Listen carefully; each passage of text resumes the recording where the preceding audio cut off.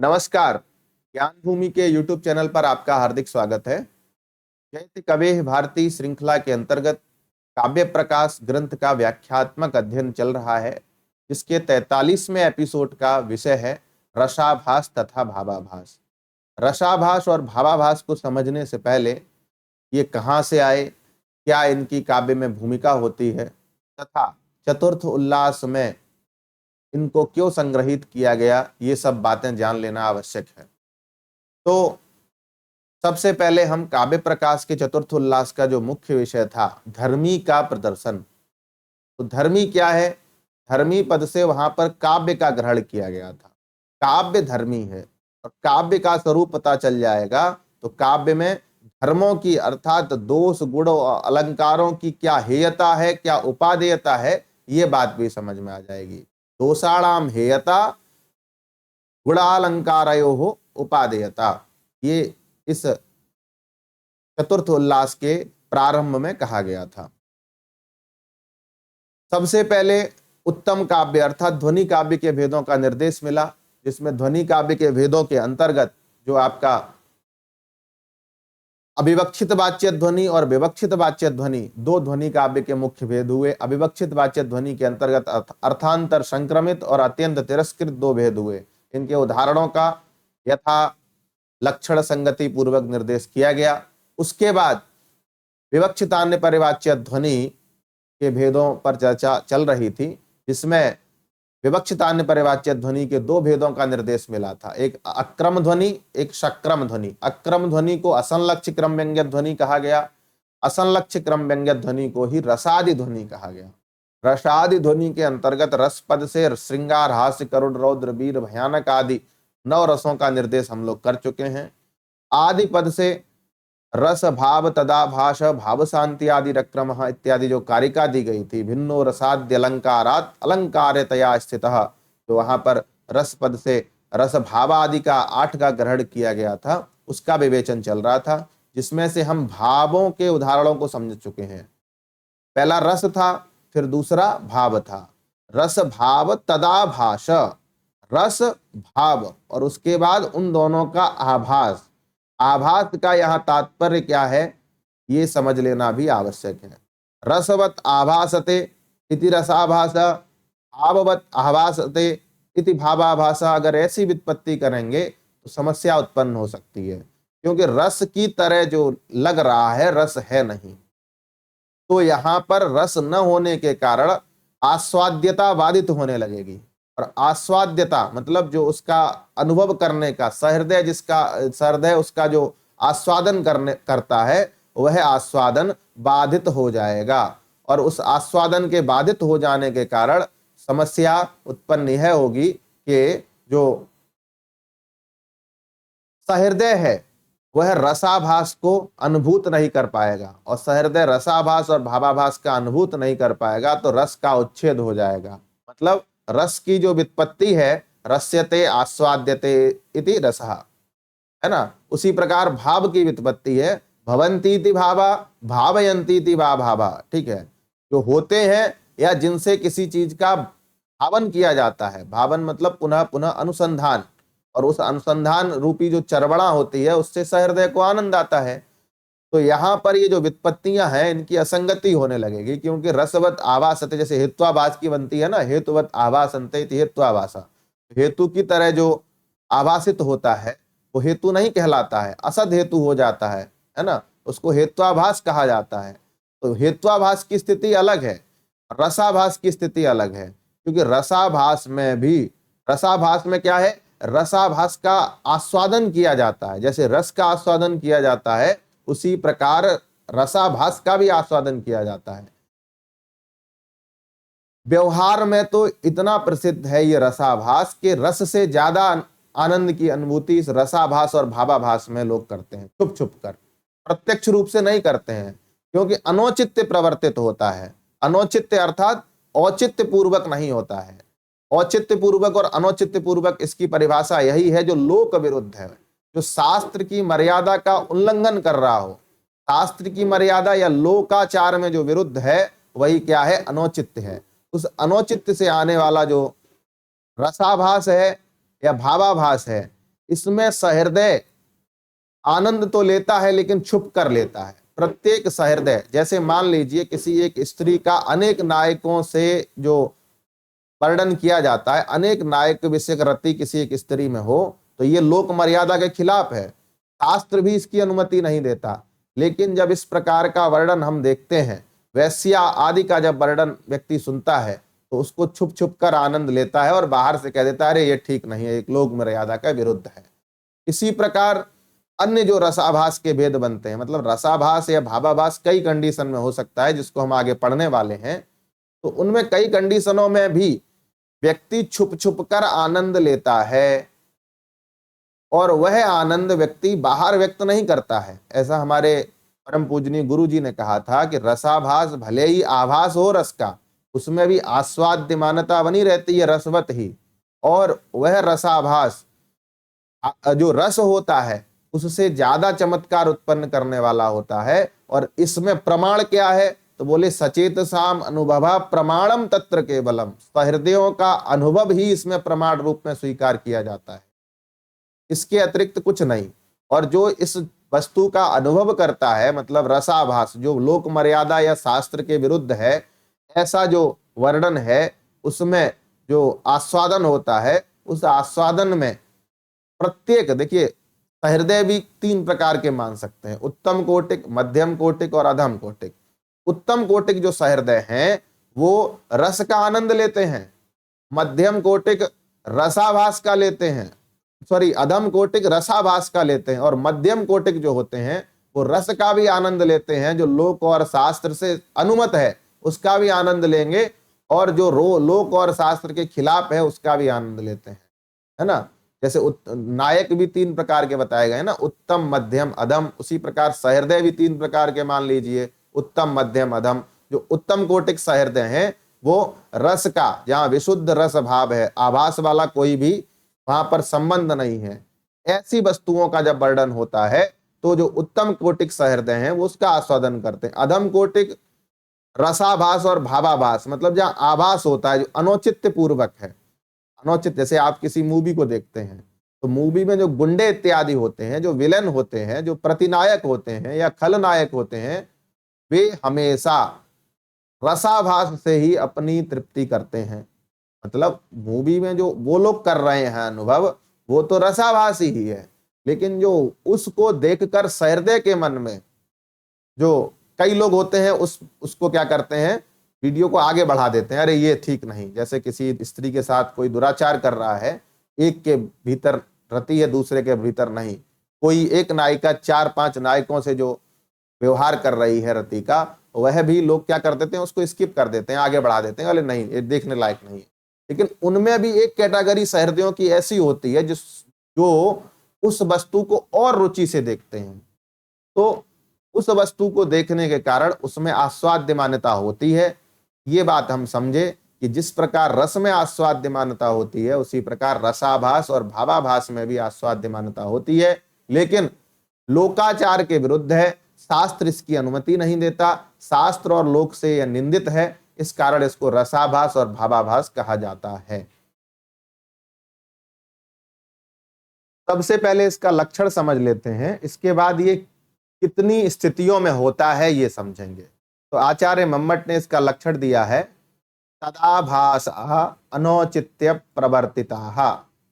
तदाभासः अर्थात रसाभासः, रसाभासा भावाभास, तदाभासा अर्थात रसाभासा भावाभासाश्च। तदाभासा, अब यहां पर आपको याद करना पड़ेगा, रस भाव तदाभासा, वहां पर जो पंक्ति लिखी थी रस भाव और तदाभास, तो तदाभास का मतलब क्या है, रसाभास और भावाभास। जो सूत्र संख्या 10-5 सूत्रों से पहले थे, मतलब हमने बहुत पहले रस भाव तदाभास भाव शांति आदि रक्रम भिन्नो रसाद्य अलंकारात अलंकारेतया स्थितः, ये जो कारिका कही गई थी, उसमें जो तदाभास पद का यहां पर लिखा जा रहा है, तदाभाषा रसाभाषा भावाभाषाश्च, तदाभाषा का लक्षण क्या दिया है कि अनौचित्य प्रवर्तिताः, अनौचित्य से प्रवर्तित हो, अर्थात जिसकी प्रवृत्ति लोक या शास्त्र के द्वारा स्वीकृत न हो, वस्तुतः रसास्वादन आनंद साधना है, ये सब कोई जानता है।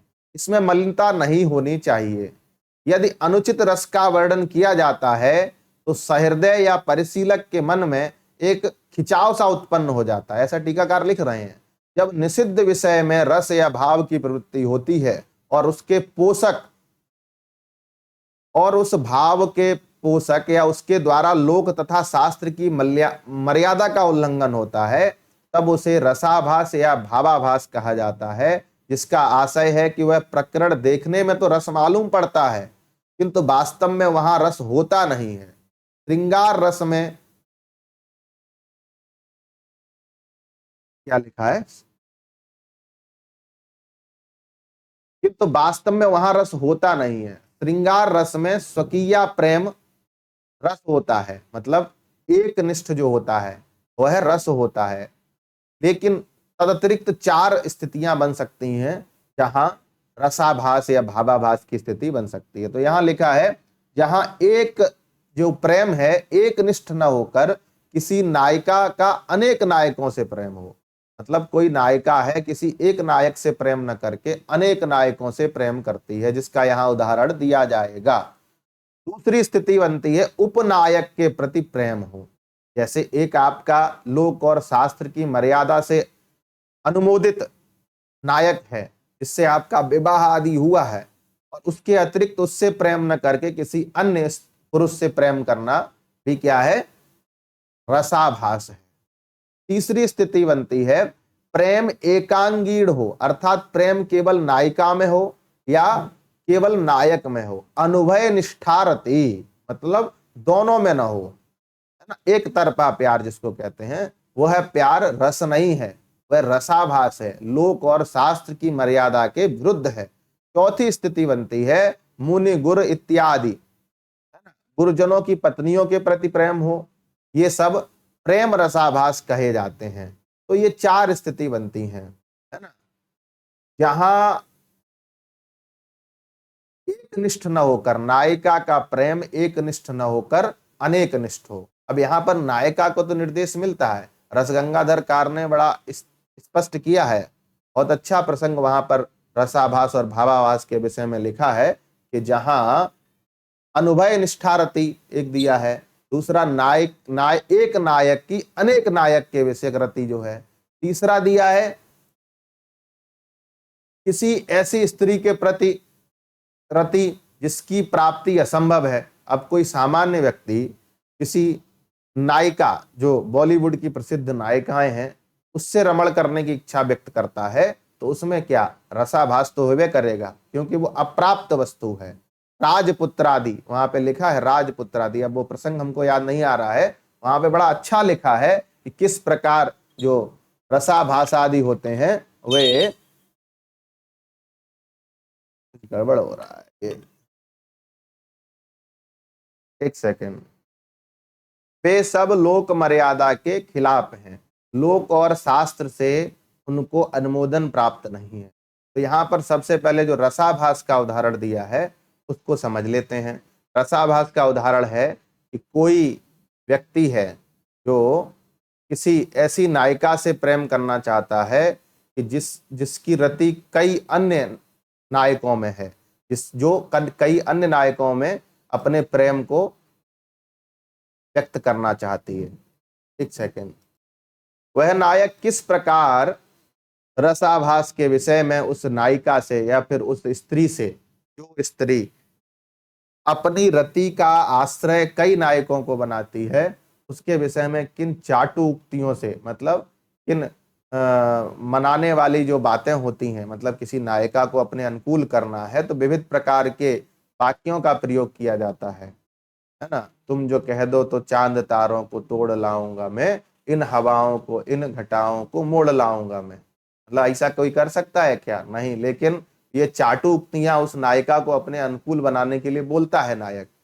तो यहाँ पर भी वही स्थिति है, एक चाटु उक्ति, कोई कामी है किसी परकीय नायिका से चाटु उक्ति कर रहा है, चाटुकारिता करता है। चाटुकारिता मतलब अपने प्रति अनुकूल बनाने के लिए मधुर मधुर वाक्यों को बोलना। तुमः कम वामाक्षी खड़मपे विनायम न रमसे, विलेवे कह प्राणान रणमख मुखे यम मृगयसे सुलग्ने को जातः शशिमुखी यमालिंगसि बलात् तपस्वी कस्यैषा मदन नगरी ध्यायसि तु यम। यम तू ध्यायसी, जिसका तुम ध्यान करती हो, तुम जिसका ध्यान करती हो। अब ऐसा कौन है? अब वो नायक है, उस परकीया नायिका को अपने अधीन बनाने के लिए ऐसे वाक्यों का प्रयोग कर रहा है जो लोक विरुद्ध हैं। अब इसमें लोक विरुद्धता कैसे आ जाती है इसको भी हम समझेंगे।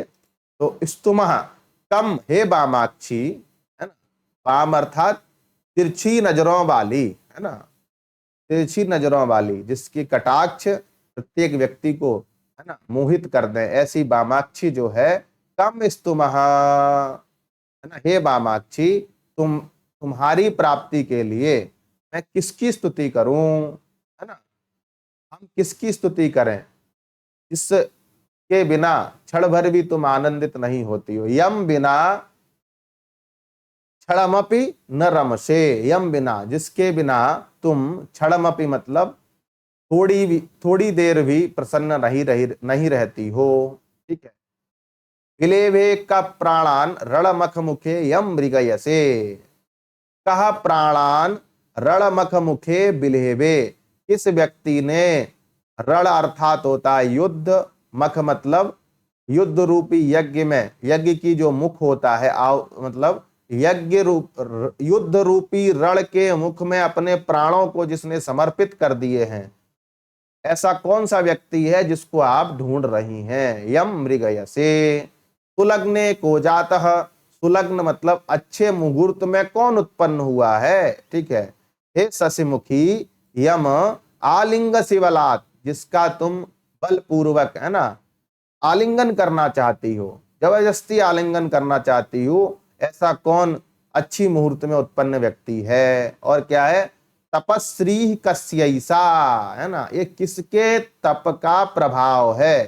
ठीक है ना, किसके तप का प्रभाव है। ठीक है, किसकी तपस्या है ना, जिसको तुम निरंतर ध्यान करती हो, जिसका तुम निरंतर ध्यान करती हो। एक बार और समझ लेते हैं कि कोई कामी व्यक्ति है और किसी नायिका से, और नायिका भी ऐसी है जो परकीया है, उस परकीया नायिका मतलब इसके अनुकूल नहीं है, वो किसी और को ही चाहती है, लेकिन ये सोच रहा है कि मैं उसको अपने अनुकूल कर लूं, और अनुकूल करने के लिए ये इस प्रकार की चाटु उक्तियों को उसके सामने प्रस्तुत कर रहा है कि हे वामाक्षी, कम स्तुमः, मैं किसकी स्तुति करूं, क्षणमपि बिना यम न रमसे, यम बिना, जिसके बिना तुम थोड़ी देर भी प्रसन्न नहीं रहती हो, ऐसा कौन सा व्यक्ति है जिसकी मैं स्तुति करूं, है ना।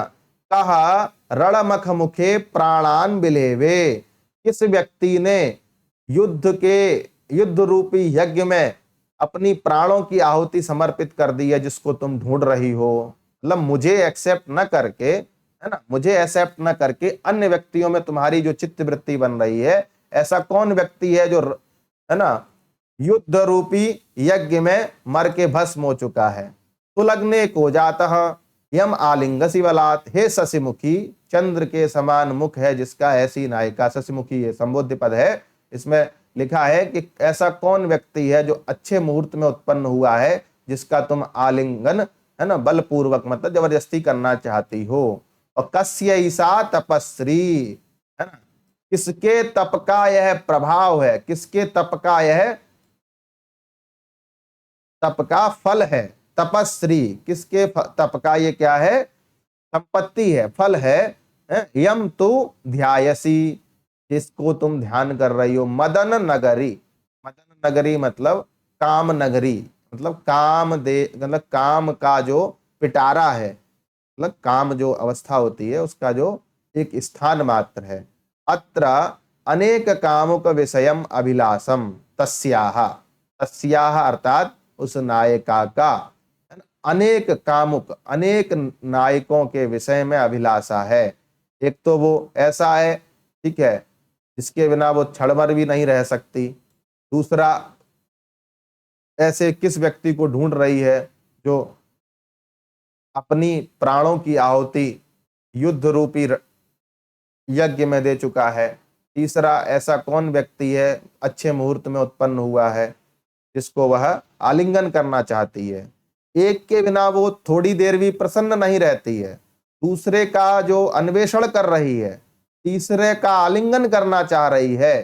तो इस प्रकार यहाँ अनेक कामुक विषयम अभिलाषम, अनेक कामुक मतलब नायकों के विषय में इसकी अभिलाषा है ना। और क्या है, स्तुमा इत्यादि अनुगतम बहु व्यापारोपादनम विनक्ति, मैं किस व्यक्ति की स्तुति करूं इनमें से, मतलब मैं कैसा बन जाऊं, किसका आचरण करूं जिससे तुम मेरे अनुकूल हो जाओ। तो इत्यादि अनुगतम है ना, क्या है यहाँ पर, अनेक कामों के विषय उसकी अभिलाषा अनेक कार्यों के उपादान को व्यक्त करती है। यहाँ पर स्तुति करें से जो बात हो रही है ये बात प्रकट हो रही है। ठीक है, आगे चलते हैं। तो यहाँ पर एक नायिका का अनेक नायकों के विषय में जो अभिलाषा है वह क्या है, लोक विरुद्ध है। लोक विरुद्ध किसी एक नायिका को किसी एक नायक से ही प्रेम करना चाहिए। यदि वो अनेक नायकों से प्रेम की अभिलाषा करती है, प्रेम की, आलिंगन की या फिर रमण की जो अभिलाषा करती है वह लोक से विरुद्ध है, लोक में उसको स्वीकृति प्राप्त नहीं है। ऐसी नायिका को व्यभिचारिणी, कुल्टा इत्यादि नामों से जाना जाता है। इसको समाज भी स्वीकार नहीं करता है, आप सब ये बात जानते हैं। इसके बाद दूसरा पद जो है वो ये रसाभास का हो गया। यहाँ पर जो रति है वो ऐसी नायिका के विषय में है, ठीक है, जो नायिका किसी एक नायक से संबंध नहीं रखना चाहती है। यहाँ पर मैं किसकी प्रशंसा करूं इत्यादि एक दूसरे से संबंध रखने वाले वाक्यों के द्वारा उस नायिका के कई एक भिन्न भिन्न व्यापारों का उपादान किया गया है। जैसे वियोग में दुखी रहना, प्रेमी को ढूंढना, आलिंगन करना और ध्यान करना, इन सब व्यापारों से यही प्रकट होता है कि नायिका का प्रेम एक कामी से ना होकर अनेक कामियों से है। इस प्रकार उसकी रति भी अनेक कामियों से प्रकट होती है। ये सारे व्यापार एक ही कामी के बारे में नहीं हो सकते हैं, क्योंकि एक ही कामी के बारे में ध्यान करना, अन्वेषण करना, आलिंगन करना ये संभव नहीं है। ध्यान और आलिंगन क्रियाएं परस्पर विरुद्ध हैं, जो एक के प्रति न होकर अनेक के प्रति संभव हो सकती हैं। जैसा कि पहले बताया जा चुका है कि स्त्रियों का अनेक प्रेमियों से प्रेम करना अधार्मिक है, असामाजिक है, लोक विरुद्ध है, शास्त्र भी इसकी अनुमति नहीं देता। इसलिए रसाभास की श्रेणी में यह स्थल आता है। यहाँ पर नायिका एक साथ अनेक प्रेमियों से प्रेम करती हुई दिखलाई गई है, अतः यहाँ रसाभास है। यह नायिका उसी प्रकार की है जैसे निम्न एक श्लोक है उसमें लिखा गया है, चल्पन्ति सार्धम अन्येन पश्यन्त्यन्यम सविभ्रमाः हृदगतम चिंतयन्त्यन्यम प्रियः को नाम योषिताम। अर्थात बात किसी दूसरे के साथ करती है, विलास के साथ किसी और को देखती है, हृदय में कोई अन्य नायक स्थित है। स्त्रियों का प्यारा है ही कौन, मतलब स्त्रियों के बारे में ये बात जो कही गई है कि स्त्रियां कैसी होती हैं कि बातचीत किसी और से करना चाहती हैं, बेस्ट फ्रेंड हो गए बातचीत करने के लिए, ठीक है। और क्या है, नेत्रों के व्यापार का विषय किसी अन्य को बनाती हैं और उनके चित्त में कोई और ही रहता है। इस आधार पर इन योषिताओं को, इन नायिकाओं के प्रिय कौन है, ये बात समझ में ही कहाँ आती है। तो ये बात कही गई है नायिकाओं के विषय में, फिर भी लोग मूर्खों की तरह पगलाए रहते हैं। ये हो गया ना। रसाभास को हम समझ लिए। अब भावाभास का एक उदाहरण दिया जा रहा है। इस उदाहरण का प्रसंग है कि रावण सीता को मना रहा है और सीता को मनाने के लिए वो कई प्रकार के वाक्यों का प्रयोग कर रहा है। सीता जगत जननी है ना, अंबा के सदृश हैं, लोक माता हैं, और उन सीता के प्रति एक रावण जो राक्षस प्रवृत्ति का है उसकी रति का वर्णन किया जाना है ना, उन सीता के प्रति रमण की जो चिंता रावण में विद्यमान है उस चिंता का वर्णन करना लोक मर्यादा तथा शास्त्र के भी विरुद्ध है। इसलिए यहाँ भावाभास है, क्योंकि चिंता जो है वो अनुचित प्रवर्तित है। इस उदाहरण को हम लोग पढ़ लेते हैं। राका सुधाकर मुखी तरलायताक्षी सा स्मेर यौवन तरंगित विभ्रमांगी तत्किं करोमि विदधे कथमत्र मैत्रीं तत्स्वीकृति व्यतिकरे क इवाभ्युपायः। ठीक है, तत्किं करोमि, ऐसा मैं क्या करूं, तत्किं करोमि, ऐसा मैं क्या करूं, कथमत्र मैत्रीं विदधे, कैसा करने से तुमसे हमारी मैत्री हो जाए, मतलब तुम भी मेरे में अनुरक्त हो जाओ, ऐसा मैं क्या करूं, है ना। तत्स्वीकृति व्यतिकरे कह इव अभ्युपाय। ठीक है, और उस मैत्री को तुम एक्सेप्ट कर लो, ठीक है, मैत्री को स्वीकार कर लो, और उस स्वीकृति में ऐसा क्या करूं, ऐसा ऐसा कौन सा उपाय है जिसको मैं संपादित करूं, ये भाव रावण कह रहा है। क्यों कह रहा है, तो राका सुधाकर मुखी, राका कहते हैं पूर्णिमा के चंद्रमा को, तो राका सुधाकर पूर्णिमा के चंद्रमा के सदृश मुख है जिनका, तरलायताक्षी, तरल मतलब एकदम पानी पानी वाले नेत्रों की, आयत मतलब बड़े बड़े नेत्रों वाली, है ना, तरलायताक्षी तरल विशाल नेत्रों वाली, है ना, मेर यौवन तरंगित विभ्रमांगी, तीन विशेषण दिए सा पद के, राका सुधाकर मुखी तरलायताक्षी, तरल, है ना, राका सुधाकर मुखी एक हो गया, तरलायताक्षी दूसरा हो गया, स्मेर यौवन तरंगित विभ्रमांगी, और विकसित यौवन से तरंगित विलासपूर्ण अंगों वाली, मेर विकसित यौवन युवावस्था, और उससे तरंगित, तरंगित अर्थात प्रेरित हैं विभ्रम जिसके, और जिन ऐसे विभ्रम जिसके अंग में विद्यमान है, विभ्रम मतलब होते हैं अंगों के व्यापार, तो सा, है ना, कीदृशी सा, राका सुधाकर मुखी तरलायताक्षी स्मेर यौवन तरंगित विभ्रमांगी। ठीक है, तत्किं करोमि, ऐसा मैं क्या करूं, तत्स्वीकृति व्यतिकरे, उस सा की अर्थात उस सीता की स्वीकृति के लिए, है ना, ऐसा कौन सा उपाय है, अभ्युपाय कह अभ्युपाय इव, ऐसा कौन सा उपाय है जिससे वह सीता मेरे, है ना, कथम अत्र मैत्री विधते, किस प्रकार, है ना, वो मैत्री अर्थात मेरी मित्रता को स्वीकार कर ले। तो यहाँ पर रावण चिंतित है इसके विषय में, सीता के विषय में, तो यहाँ चिंता ही अनौचित्य प्रवर्तित है, क्योंकि ऐसी स्त्री की कल्पना करना भी लोक या शास्त्र से विरुद्ध है।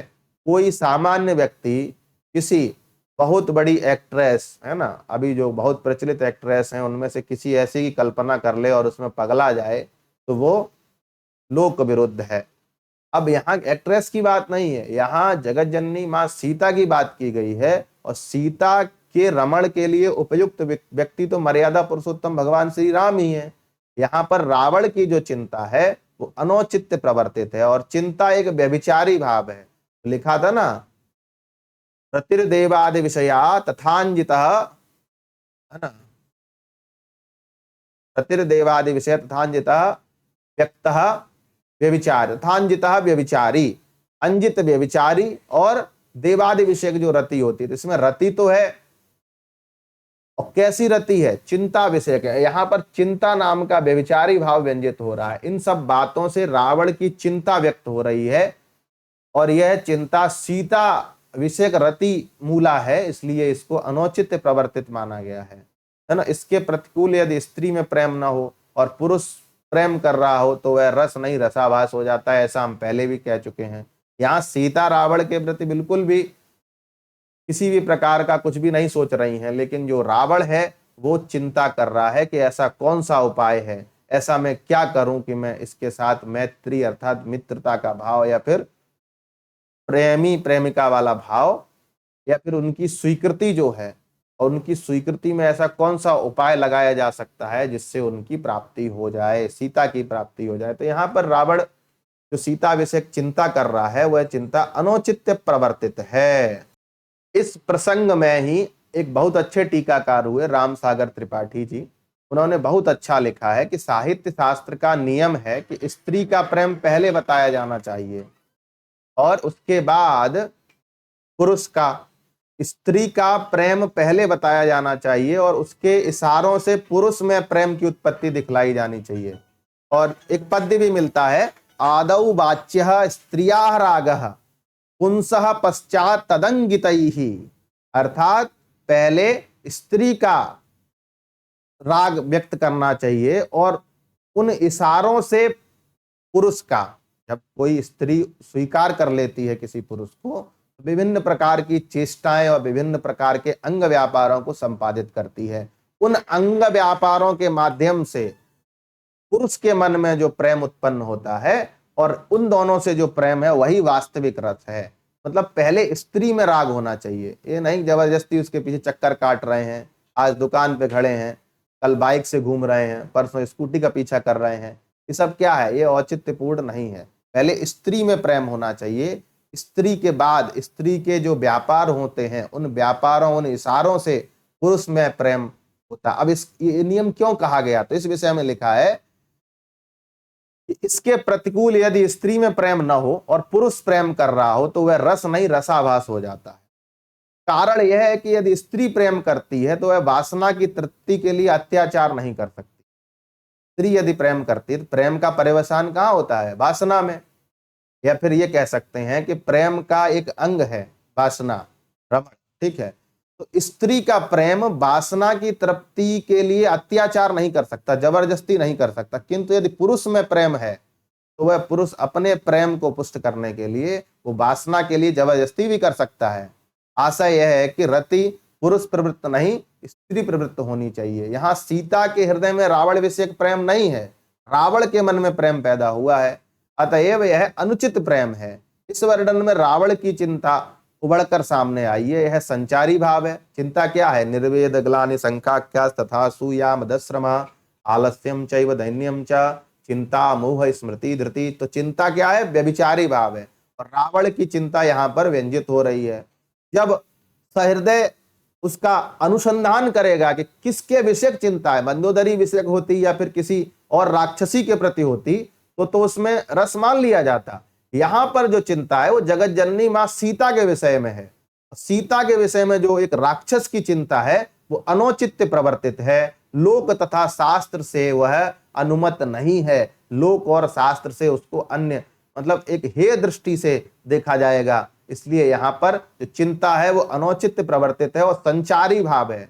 और अंजित व्यभिचारी भाव होता है, और अंजित व्यभिचारी भाव यदि अनौचित्य प्रवर्तित हो तो भावाभास होता है। इसी प्रकार अन्य अपि उदाहर्यम, अन्य उदाहरण भी समझ लेने चाहिए। अन्य अपि उदाहर्या, अन्य उदाहरण भी जो बचे हुए हैं, है ना, रसाभास हो गया, भावाभास हो गया। और इसके अतिरिक्त रसाभास में भी कई स्थल आ सकते हैं, जैसे आपका श्रृंगार रसाभास, श्रृंगार, करुण, रौद्र, वीर, हास्य इत्यादि के रसाभास के स्थल भी बन सकते हैं। इसमें आचार्य ने बहुत अच्छा लिखा है कि अन्य भावाभास की स्थिति कैसे हो सकती है, उसको भी देख लेना चाहिए। हास्य रस का आलंबन यदि गुरु हो, मतलब गुरु ने कोई ऐसी बात कह दी है जिससे हंसी आ रही है, तो गुरु के विषय में हंसी आना क्या हो जाएगा? हास्य रस क्या हो जाएगा? हास्याभास हो जाएगा। वो भी अनौचित्य प्रवर्तित है। किसी गुरु पर हंसना लोक मर्यादा तथा शास्त्र से अनुमत नहीं है। दूसरा लिख रहे हैं यहाँ पर, बीतराग व्यक्ति है। बीतराग व्यक्ति के विषय में अगर करुणा है, कोई व्यक्ति है वो किसी भी वस्तु में श्रद्धा नहीं रख रहा है, वो बहुत अच्छे वस्त्र नहीं पहन रहा है, बहुत अच्छा भोजन नहीं कर रहा है, तो उसको गरीब समझ के उसके प्रति अगर करुणा कर रहे हो तो ये मूर्खता है, क्योंकि वो बीतराग है, वो पहले से ही सांसारिक वस्तुओं का त्याग कर चुका है। तो बीतराग में यदि करुणा का वर्णन किया जाए तो वह करुणाभास हो जाएगा। क्रोध, क्रोध रौद्र रस का स्थायी भाव है। यदि वह क्रोध पिता विषयक हो जाए तो वो रौद्राभास हो जाएगा, क्योंकि पिता के प्रति क्रोध करना पुत्र का लौकिक मर्यादा के विरुद्ध है तथा शास्त्र भी उसकी अनुमति नहीं देता है। इसी प्रकार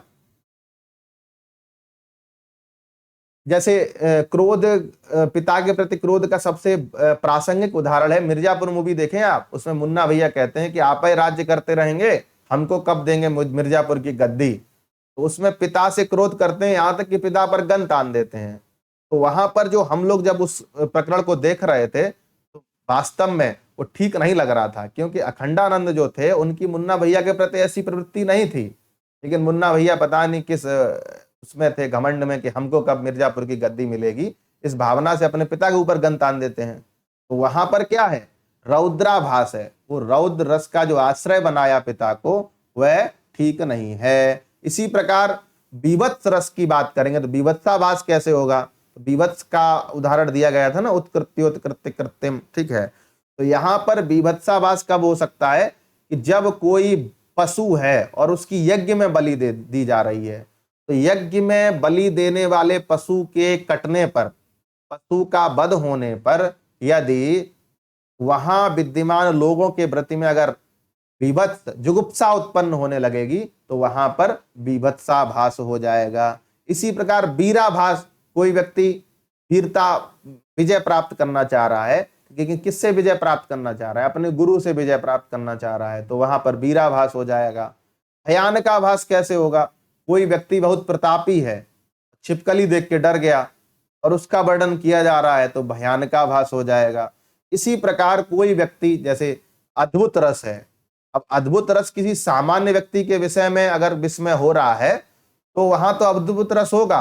अब कोई ऐन्द्रजालिक है, ऐन्द्रजालिक अर्थात कोई जादूगर कोई चीज दिखा रहा है और वहां विस्मय हो जा रहा है, तो वहां पर विस्मय क्या हो जाएगा, विस्मयाभास हो जाएगा। इसी प्रकार किसी चांडाल आदि व्यक्ति के संदर्भ में यदि निर्वेद का वर्णन किया जाए, निर्वेद मतलब निर्वेद स्थाई भावोस्ति शांतोपि नमो रसा, तो चांडाल व्यक्ति के विषय में यदि निर्वेद रस का वर्णन किया जाए तो वहां पर निर्वेदाभास हो जाएगा। इस प्रकार कई प्रकार के रसों को हम समझे और किस प्रकार रसाभास या भावाभास की स्थिति होती है, इस बात को भी समझे। अगली कक्षा से हम भाव शांति आदि रक्रमः जो बात कही गई थी, है ना, भावस्य संधि सबलता इत्यादि जो अग्रिम कारिका है उससे समझेंगे। तब तक के लिए धन्यवाद, नमस्कार।